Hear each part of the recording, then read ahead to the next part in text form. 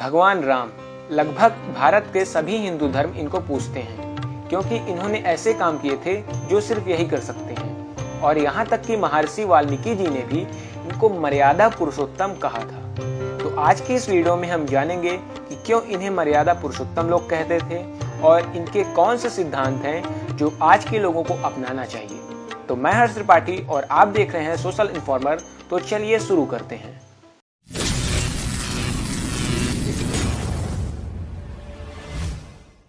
भारत में बड़े बड़े महापुरुष और ऋषि मुनि आए, पर भगवान राम के प्रति आस्था रखने वाले लोगों की संख्या इतने वर्षों के बीत जाने के बाद भी कम नहीं हुई और ना ही उनके मान्यताओं में कोई कमी आई। अगर भगवान राम के जीवन पर विचार किया जाए तो उनके जीवन का इतना अटल था और आदर्शशील थे कि कोई भी जनरेशन उसे मिटा नहीं सकती। इस देश में लोग श्री राम को मर्यादा पुरुषोत्तम कहते हैं, यानी कि वह मनुष्य जो मर्यादा से बना हो। मॉडर्न लैंग्वेज में कहें तो एक आइडियल मैन, जो कि बनना इम्पॉसिबल है इस कलयुग में। भगवान राम उसकी अंतिम सीमा थी। वे पुरुष भी उत्तम थे और उनकी मर्यादा भी उत्तम थी। उन्होंने इंसान मात्र के लिए मर्यादा पालन का जो आदर्श प्रस्तुत किया है संसार के इतिहास में, वो कभी भी नहीं मिट सकता। उन्होंने अपना पहला आदर्श आज्ञाकारी पुत्र के रूप में प्रस्तुत किया। उनके पिता राजा दशरथ अपनी रानी कैकेयी से वचनबद्ध थे और रानी कैकेयी ने ठीक उसी समय जब राम का राज्याभिषेक होने वाला था, राम को वनवास और अपने पुत्र भरत के लिए राजतिलक मांग लिया था।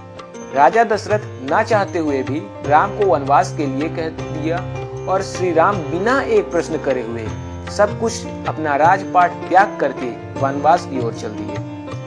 दूसरा आदर्श उन्होंने एक आदर्श भाई के रूप में प्रस्तुत किया। अगर भरत की माता कैकेयी ने उन्हें राजपाट के लिए बदले में वनवास बोल दिया, पर श्री राम ने भरत से बिना किसी ईर्ष्या के और बिना किसी जलन के उन्होंने उनको दान दे दिया। मर्यादा पुरुषोत्तम राम के द्वारा स्थापित आदर्श भरत प्रेम के आदर्श को अपनाकर इससे हम प्रेरणा ले सकते हैं। तीसरा आदर्श उन्होंने आदर्श पति के रूप में प्रस्तुत किया। वह 14 वर्ष वनों में वनवासी होकर रहे और वनों में रहने वाले ऋषि मुनियों के सेवा के व्रत लिया। इसी काल में उन्होंने कई राक्षस का भी व्रत किया।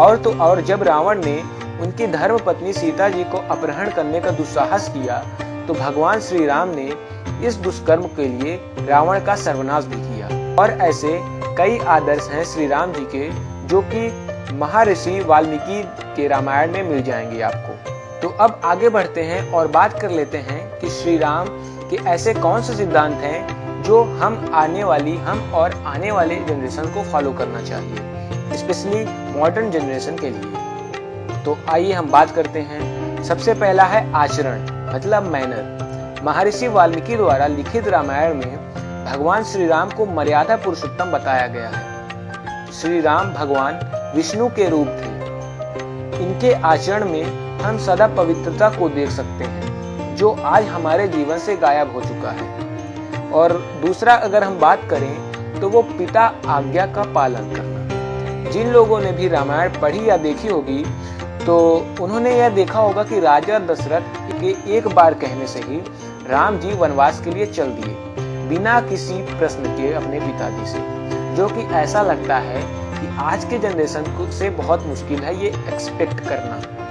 और तो और बात करें तो माँ की सेवा। माँ का कर्ज हम कभी भी नहीं उतार सकते हैं। माँ की सेवा ही सबसे बड़ा पुण्य है। भगवान राम जी अपनी माता को हमेशा प्यार दिया, उनकी सेवा की। यही बात हम आजकल भूल गए हैं। और तो और बात करें अपने हम गुरुओं का भी मान सम्मान आजकल नहीं करते हैं और गुरु भक्ति तो एक तरह से खत्म की गई है। गुरु हमें विद्या देते हैं, हमें आगे बढ़ने के लिए प्रोत्साहन देते हैं और हमें राह दिखाते हैं, पर क्या हम गुरु की सेवा का आदर करते हैं? आजकल के जमाने में तो बहुत ही कम लोग ऐसे करते हैं। और अगर हम अगला बात करें तो वो है धैर्य, पेशेंस। भगवान राम के जीवन में हमेशा धैर्य से काम लेते थे, कभी क्रोध नहीं करते थे। और आजकल हम लोग छोटी छोटी बातों पर क्रोधित हो जाते हैं, धैर्य खो बैठते हैं और किसी भी बात पे हम लड़ झगड़ते हैं, लेकिन मर्यादा पुरुषोत्तम राम एकदम सादा जीवन जीते थे। और आगे बात करें तो कर्म, श्री राम विष्णु के रूप थे, वो जो चाहे कर सकते थे, पर फिर भी उन्होंने अपना कर्म किया। कई बार हम दुनिया का कर्म करना नहीं चाहते और बैठे बैठे फल का इंतजार करते हैं। और मानवता, मानवता परो धर्म, मानवता से बड़ा कोई धर्म नहीं। राम जी ने हमेशा मानवता को सबसे बड़ा धर्म माना है। और धर्म की रक्षा, हमें राम जी से सीखना चाहिए कि कैसे हम धर्म की रक्षा करनी चाहिए।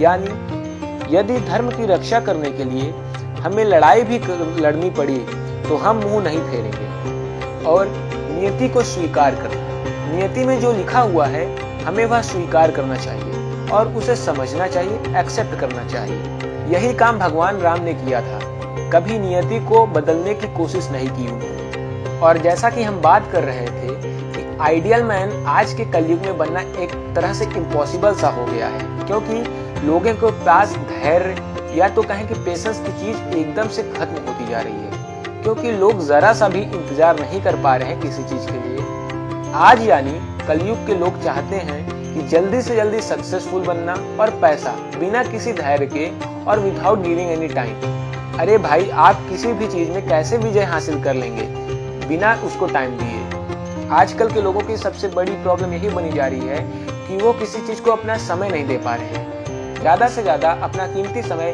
मोबाइल फोन्स में या तो टीवी के सामने गुजार रहे हैं और समय को नष्ट कर रहे हैं। उम्मीद है आपको यह वीडियो पसंद आई होगी। अगर पसंद आई तो लाइक, सब्सक्राइब और शेयर जरूर करें। तो आज के लिए बस इतना ही। राम जन्मभूमि पर 5 तारीख को भूमि पूजन हो चुका है। अब देखते हैं यह राम मंदिर कब तक बनकर तैयार होता है। तो मिलते हैं एक और वीडियो के साथ। Till then, good bye.